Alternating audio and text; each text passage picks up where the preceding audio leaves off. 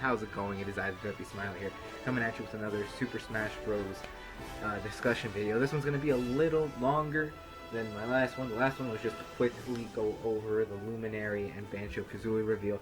This one is actually going to be explaining what the Banjo Kazooie reveal actually means, as well as sort of go over what the other reveals in the past that were very shocking reveals were like, you know, and how Smash Bros is just being billed as the game it is today.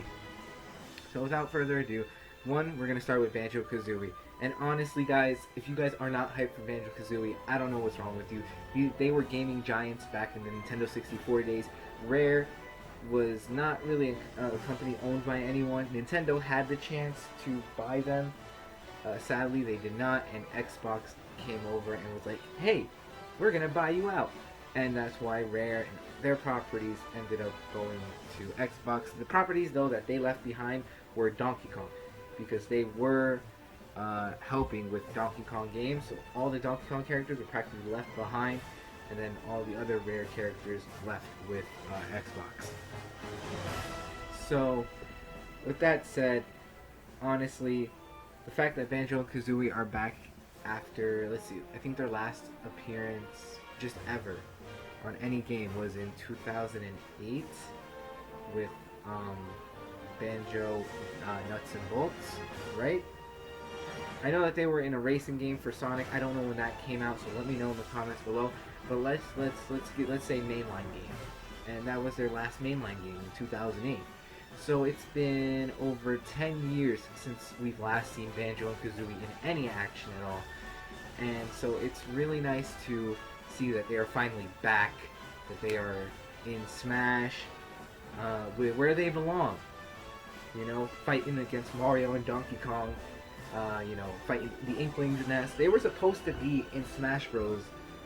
In Melee, but it was around that time that they got bought by Xbox. So they couldn't really do that. But honestly, guys, if you guys are denying the fact that Banjo Kazooie could have ever gotten in this game in the first place, let me just show you a couple reveals from Brawl going forward that definitely have changed the course of how Smash as a game chooses their characters, you know? How Sakurai as a person chooses his characters. So let's just show you some. Sonic's the name, speed's my game. Kept you waiting, huh?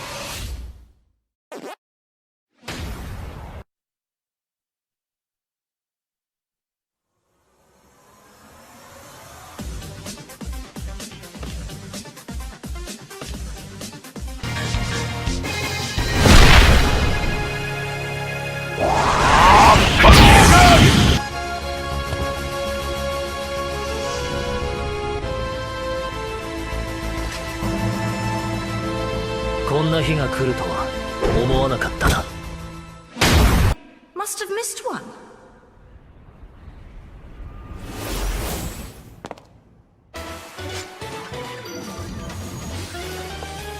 Let's dance, boy.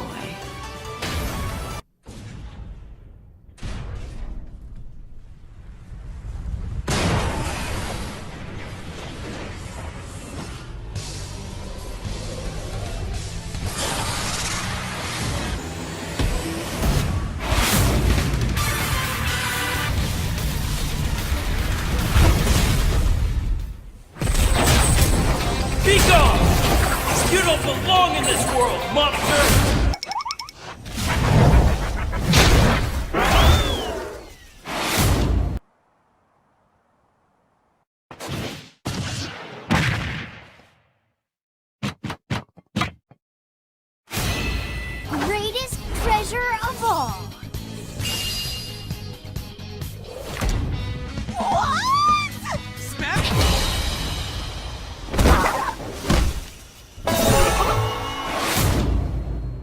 So the trailers that you just saw are practically the trailers that pretty much show off how Smash has just changed as a whole. I mean, a lot of the characters, actually literally every character there, no one would be expecting. People would want, but everyone would just brush them off. This is why Banjo and Kazooie's presence in Smash is actually one of the most important presences, because it just proves that no one is too irrelevant, no one is too big. I mean, Olimar is freaking tiny, but they sized him up. Bowser varies in size, and they changed his size. And now Banjo Kazooie as well is a very long lost icon who now finally made his way back into gaming, you know?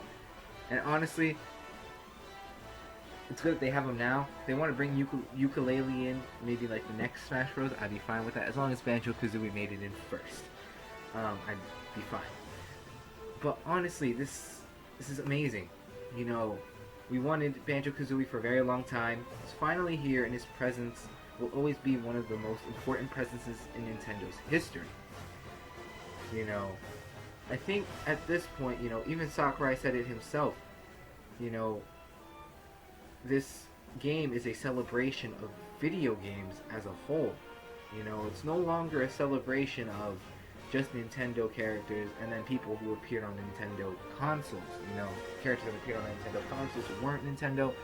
This game, and especially Ultimate, because Ultimate brought back everyone from the past, and as well as added a few more characters. You know, they're definitely celebrating video games, and definitely third parties in this game are being highly represented. I think all the characters in this Fighter Pass are going to be third party. By the way it looks, I don't know who the last two can be. I have no clue. But honestly, just, it's amazing to see. It's amazing to look at this and be like, okay, you know, this is it. You know, I can't believe this is what it's become. And it's just fantastic. And honestly, I can't wait to see what who the next two characters are and what they plan to do with this game going further. I don't think it's going to stop at one Fighter Pass. I think they might make more, but like they'll spread them out. So 2020, after he's done with that, Sakurai's done with this Fighter Pass, it's going to take maybe a year break. Next year, bring the next fight. The year after, bring the next Fighters Pass, and then do the same thing again. Because there were slots available for characters. That I cannot deny. I believe there were 16 available character slots. One was taken up by Piranha Plant, leaving the other 15 left. And then the next 3 are by Joker, Luminary, and Banjo Kazooie. So if we subtract, so there's 12 spaces left supposedly. And if each character gets a stage, except for Piranha Plant, because we already know that he wasn't, we should have 15 extra stages, which boosts up the count of new stages from 4 to 19, which would be cool because then we would still have a lot of stages, a lot of new stages. And honestly, it's going to be great. I can't wait to see who the new characters are. If we do get another Fighters Pass, who they will be. But honestly, this is about it for Smash. You know, we've come a long way. Sakurai did say that if we were to get another Smash, that it wouldn't be at the lengths of Ultimate. Characters that we've seen for a long time in the series would most likely get cut too. You know, to save space for other characters who are coming in. Once the Fighter Pass is done, once I know that it's officially done, I will make a video talking about what characters could appear in the next one and which ones are getting the cut. But honestly, Banjo Kazooie, one of the best characters in the gaming industry, someone that everyone has wanted. It's finally coming, and he's coming in the fall. Luminary's coming in the summer. He should be here within like the next 2 months or so. And honestly, just Sakurai, thank you for making this the best Smash game that I think we could ever have. Not only that, but Banjo Kazooie are definitely going to change up the way Smash characters are chosen from here on out. 100%. No character is too big or too small to get in. I mean, we thought Piranha Plant would have changed the focus. No, first we thought Cloud would. Then we thought Piranha Plant would. thought Joker would. Now seeing Banjo Kazooie, we are definitely at that point where any character can get in. Any character at all. And honestly, it's just amazing to see. So, obviously right here in front of me, I'm looking at the video as well. It's one massive crossover at heart. So yeah, it is. Smash Ultimate is definitely one massive crossover.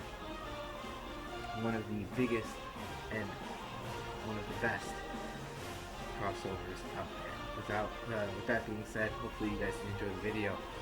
Like, subscribe to the channel if you did. Peace out.